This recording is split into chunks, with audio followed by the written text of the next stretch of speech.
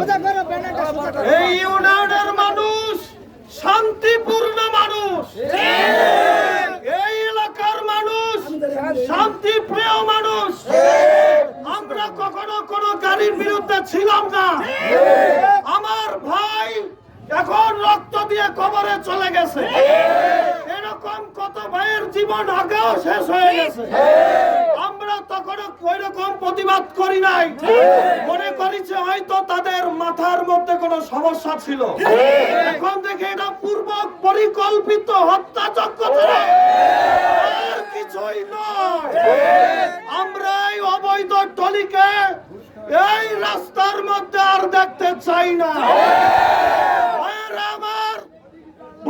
আমার সবাই সতর্ক হন, এই টলির বিরুদ্ধে, মরণ ঘাতক এই পাটপারদের বিরুদ্ধে সোচ্চার হন। আমি আমার প্রিয় সাংবাদিক ভাইদেরকে বলতে চাই, আপনারা মেহরবানি করে অন্তরের অন্তঃস্থল থেকে এই বিষয়টা ভালোভাবে আপনারা মানুষের সামনে প্রকাশ করুন। প্রশাসনের কাছে আমার দাবি, এই জনগণের রক্ত আপনাদের বোঝা উচিত। আমার ভাই এখন কবরে, যদি টেবিলের নিচ দিয়ে কোনো টাকা নেওয়া হয় সহ্য করা হবে না।